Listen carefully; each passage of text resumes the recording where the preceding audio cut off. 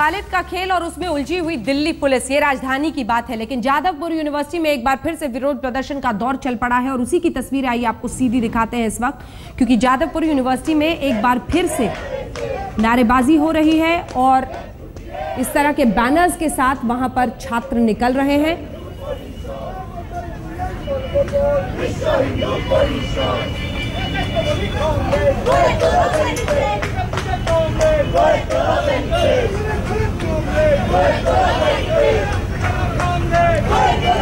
इस बीच आइए आपको सुना देते हैं यहाँ दिल्ली पुलिस के कमिश्नर किस तरह से उलझे हुए हैं, क्योंकि उमर खालिद 21 फरवरी की रात ही जेएनयू में वापस आ गया, खुलकर वहां घूम रहा है, भाषणबाजी भी कर रहा है, लेकिन उस पर दिल्ली पुलिस के कमिश्नर गिरफ्तारी क्यों नहीं हो रही है, इस पर क्या बयान दे रहे हैं आइए आपको सुनाते हैं।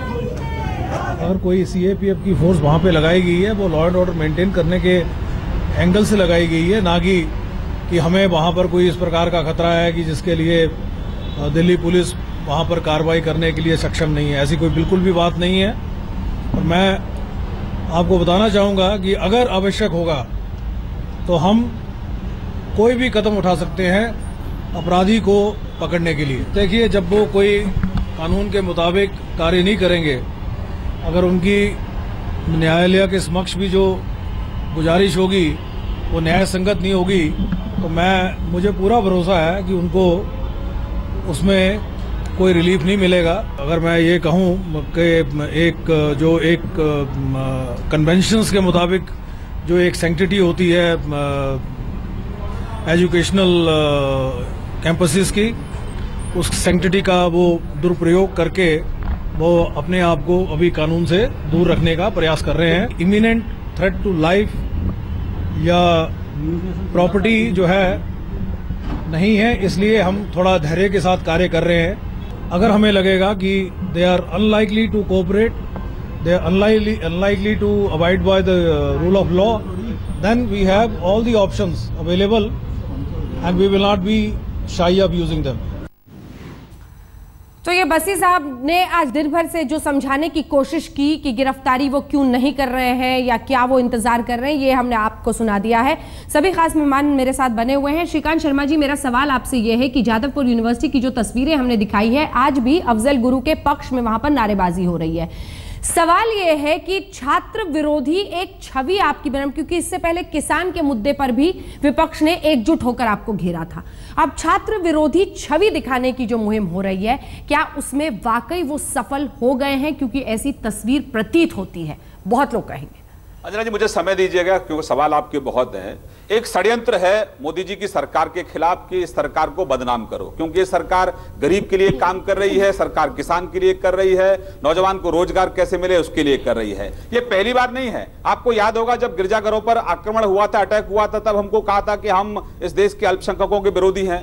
आपको याद होगा पश्चिम बंगाल में जब नन के साथ रेप हुआ था तो हमारी सरकार को दोषी माना था, लेकिन उसमें बांग्लादेशी पाए गए। इसी तरह से हैदराबाद यूनिवर्सिटी के अंदर जो रोहित ने जो सुसाइड किया, सुसाइड के लिए उसने जो अपना सुसाइड नोट लिखा है, उसने किसी को आरोपी नहीं माना। नंबर 2, वहां कोर्ट ने आदेश दिया था यूनिवर्सिटी प्रशासन को कि उनके खिलाफ कार्रवाई हो, उसमें केंद्र सरकार का, बीजेपी का कोई लेना देना नहीं, दुष्प्रचार इनका हुआ। और ये जो लोग आरोप लगा रहे हैं, जंतर मंतर पर एक किसान मर रहा होता है और केजरीवाल साहब राजनीति कर रहे होते हैं, तो ये झूठे आरोप हम पर ना लगाएं, वास्तविकता को स्वीकार करें और ये बताएं कि राष्ट्र विरोधी जो नारे लगा रहे थे उनका जेएनयू में जो नारे लग रहे थे, आपको विरोध करना चाहिए था, आप समर्थन कर रहे हैं। और वहीं छात्रों को आप कम से कम अपनी खेतान साहब, चूंकि डायरेक्टली आप पर आरोप है, ग्रह की राजनीति का शिकार मत बनाइए। वो गरीब का बेटा है, वो पढ़ने आता है, उसके भविष्य के साथ खिलवाड़ मत करिए। हम चुनौती देते हैं आपको कि हमारे साथ राजनीति करिए, विकास पर हमारे साथ प्रतिस्पर्धा करिए, हम अच्छा काम करें, आप भी अच्छा काम करिए, लेकिन इस देश के भविष्य को कम से कम बर्बाद मत करिए अपनी घृणा की राजनीति। खेतान साहब जवाब दीजिए। मैं बात कह लूं, आपका भाषण सुन लिया मैंने, हाँ बहुत अच्छी बात है। मैं पहले बात तो बता दूं कि राष्ट्र प्रेम क्या होता है, नेशनलिज्म क्या होता है, पेट्रियोटिज्म क्या होता है, इसका सबक, इसका लेसन, इसका भाषण हमें भारतीय जनता पार्टी से नहीं चाहिए।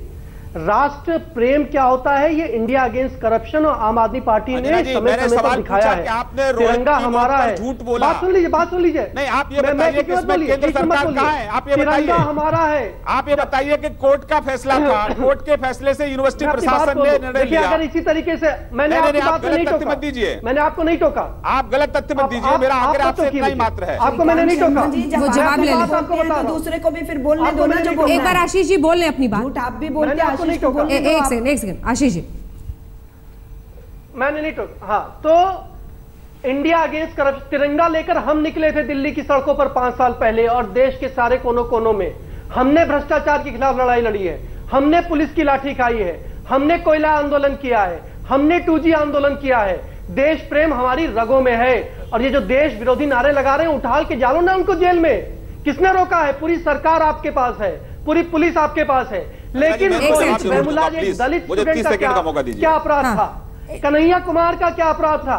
पांच के कन्हैया के परिवार से 5 लोग डिफेंस फोर्सेस में है। सर वो पूछ रहे हैं गजेंद्र का क्या अपराध था? आपकी परिवार खेतान साहब, खेतान साहब, श्रीकांत जी पूछ रहे हैं कि गजेंद्र का क्या अपराध था? गजेंद्र तो करे ना, ये जांच कर रहे हैं। ये रोज हमारे नेताओं को गजेंद्र के लिए जांच को बुलाते हैं। करेगा। आप क्या कर रहे थे? आप तो भाषण कर रहे थे जब वो मर रहा था। कौन जिम्मेदार है? वो मर रहा था, भाषण कर रहे थे। दलित विरोधी चेहरा, छात्र विरोधी चेहरा, वो मर रहा था, गजेंद्र मर रहा था, आप राजनीति कर रहे थे। सारी डिबेट ये सवाल फूट रहे थे, बम फूट रहे थे, भ्रष्टाचारियों के खिलाफ आपने जंग लड़ी, लेकिन आप केंद्रीय सचिवालय आते आते भ्रष्टाचारियों के समर्थन में खड़े हो गए। आप अपने लॉ मिनिस्टर को बचाने के लिए सरकार को गाली देते हैं, लेकिन फर्जी नीतियों में पाया जाता है। सरकार है आपकी, आपके अधिकारी भ्रष्टाचार के मामले पाए जाते हैं, केंद्र सरकार को गाली देते हैं। आप करिए। पहली रात के अंधेरे में 2 करोड़ की डील आप करते हैं। जेल में डालो ना। भ्रष्टाचार पर भाषण मत करो, बहुत हो गया। दिल्ली ने देखा है किस तरह का भ्रष्टाचार आप कर रहे हैं। भ्रष्टाचार पे आप क्या भाषण मत दीजिए, दिल्ली देख रही है आपको कितना भ्रष्टाचार आप कर रहे हैं। सूर्यकांत शर्मा जी, श्रीकांत शर्मा जी, कृपा करके ये टैक्टिक्स बंद कीजिए कि आप दूसरों को बोलने नहीं देते। आपकी बात सुन ली, मैं सीधे सीधे कहना चाहती हूँ, JNU पे वापिस आ रही हूँ। कन्हैया या AISF या JNU ऑर्गेनाइजर नहीं थे इवेंट के। आप झूठ बात बोले कि वो वहां मौजूद था। वो 1.5 घंटे के बाद पहुंचा जब क्लैश शुरू हुआ। कौन मौजूद था? ABVP मौजूद थी, सौरभ मौजूद था। अगर किसी की मौजूदगी में गिरफ्तारी करनी है तो इवेंट के स्टार्टिंग से ये लोग मौजूद थे ABVP में, और उस ग्रुप में क्लैश हुआ और 1.5 घंटे के बाद वहां कन्हैया पहुंचा। और आप झूठ फैक्ट्स कह रहे हैं। और जो इनडिसिप्लिन के सिलसिले में कोई JNU के प्रशासन ने देशद्रोह पे कोई डिसीजन नहीं लिया है। इनडिसिप्लिन के सिलसिले में कुछ विद्यार्थियों के ऊपर एक्शन हुआ है, वो इनडिसिप्लिन है, कैंपस का मामला है। लेकिन मैं जो सीधे सीधे कहना चाहती हूँ, नारों की बात करती हूँ ना, प्लीज आपसे निवेदन है। जहां तक नारों का प्रश्न है, कोई जस्टिफाई नहीं करता उन नारों को। हम बार बार बोल रहे हैं, लेकिन हम ये कह रहे हैं खालिद पे बोलने से क्यों भाग रहे हैं? अमरजीत जी लोग हैं, अमरजीत जी के प्लांटेड लोग हैं जो नारे लगाए वहां, पकड़ गए उनको। क्यों नहीं पकड़े? इतने दिन हो गए, आप दोषी हैं, क्यों नहीं पकड़े? और बस्सी जी आज ट्यूटर्ड भाषा बोल रहे हैं, जैसे ट्यूटर कर रखा है उन्होंने। इसलिए हम साफ साफ कहना चाहते हैं, आप उनके साथ मिले हुए हैं जिन्होंने वो गलत नारे लगाए, जिनको आप अभी रिपीट कर रहे थे। उमर खालिद से क्यों बच रही है? एक सेकंड, नहीं, मैं किसी से नहीं बोलिए ना। मैं ये बोलिए ना कि उसको सरेंडर करना चाहिए, सबने कहा है। आशीष खेतान ने, संजय झा ने, निर्णय अगर सरेंडर करने का है तो वो सरेंडर करेगा। अगर पुलिस का निर्णय उसको गिरफ्तार करने का है तो जाए उसको गिरफ्तार करें। तो इसलिए मैं किसी के ऊपर ना पुलिस पे कुछ इंपोज कर रही हूं ना उन पे। तो पुलिस जब दावा ठोक रही है तो करे गिरफ्तार। और अगर जब आप एक सेकंड क्या ये सवाल पूछने का अधिकार है मुझे? एक सेकंड पूछिए। कन्हैया कुमार और उसके डिफेंस में आप सबसे पहले सामने आती हैं, और ठीक है आप कह रही हैं जिसमें पुलिस से लेकर सरकार भी समझ गई है। मैं सभी विद्यार्थियों के लिए डिफेंस में हूं, सभी विद्यार्थियों के लिए मैं डिफेंस हूं। आरोप लगा रही हैं, नहीं ये मत छलावा मत कीजिए, क्योंकि इन्होंने कहा कन्हैया के छात्रों पर आप आरोप लगा रही हैं मैडम। नहीं, इन्होंने कहा AISF स्पेसिफाई। जब आप पॉलिटिकल गेम ही कर रही हैं, मेरा सवाल तो सुनिए, नहीं है, मेरा सवाल तो सुनिए।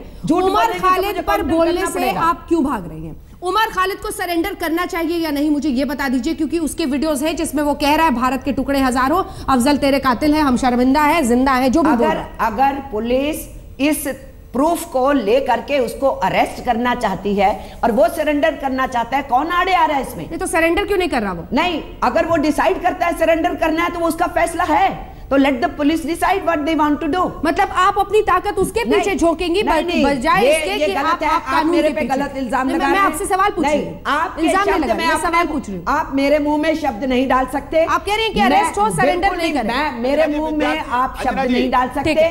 मैं सीधे सीधे कह रही हूँ नारे गलत है और इनकी कंप्लिसिटी है, इनको मालूम है किन लोगों ने नारे लगाए। पुलिस फेल है, इनका प्रशासन फेल है क्योंकि साजिश बहुत गहरी है। ठीक है, रोहित पे हमला, जेएनयू पे हमला, इनकी साजिश गहरी है। कालिक तो इनके मुंह पे पुती। आप ये बताएं, नहीं देशद्रोही की बात करते हैं आपके चैनल में। ये बताइए खालिद की गिरफ्तारी का क्यों आप विरोध कर रही हैं? भाषण मत करिए, विद्यार्थी परिषद की आलोचना मत करिए, वकीलों पर ये बिल्कुल वकीलों पर इनकी मेहरबानी चल रही है। कोट पहन के घुसने वाले नहीं, लेकिन अमरजीत जी, दो अलग मुद्दे हैं। एक जेएनयू का मुद्दा है और वकीलों पर इनकी मेहरबानी अलग मुद्दा है। वकीलों पर इनकी सरकार की मेहरबानी अलग मुद्दा है। मैं आपसे कह रही हूँ, कानून और कॉन्स्टिट्यूशन की बात करते हैं, ये कचहरी में कानून और कॉन्स्टिट्यूशन को तोड़ते हैं, हमसे सवाल करते हैं। संजय झा, 2010 में क्या हो रहा था? नक्सलियों ने हमारे जवानों को मारा, आपके छात्र नेता संजय झा जी बोल दो, जवाब अंत में दीजिएगा तीनों। संजय झा जी, संजय झा जी। हाँ अंजना जी, मैं इतना ही कहना चाहता हूं कि संक्षेप में कि हकीकत क्या है। जमीनी हकीकत यही है कि भारतीय जनता पार्टी राष्ट्र आरएसएस की विचारधारा को हमारे शिक्षा संस्थाओं पर गुप्त तरीके से अब तो खुलेआम वहां पर घुसाने की कोशिश कर रही है। चाहे वो FTII हो, IIT मद्रास में जो हुआ, IIM के साथ हुआ है। आपको मालूम होगा IIT दिल्ली के डायरेक्टर, IIT मुंबई के डायरेक्टर ने अपनी वहां इस्तीफा दी है। आप जेएनयू में जो हो रहा है, जो हैदराबाद में हुआ था, ये पूरा ये षड्यंत्र है और ये आरएसएस की विचारधारा को ये ठोपने की कोशिश कर रहे हैं और इस पर वो असफल होंगे, वो विफल होंगे। और ABVP जो इनका जो छात्र का जो राजनीतिक अंग है, उसको इन्होंने श्रीनगर के पास पंपोर में आतंकवादियों के साथ शनिवार से जो मुठभेड़ चली आ रही थी, उसमें 2 आतंकवादियों को मार गिराया गया है। सीधे अशरफ वानी के पास लिए चलते हैं। अशरफ, क्या अभी और आतंकवादी हैं या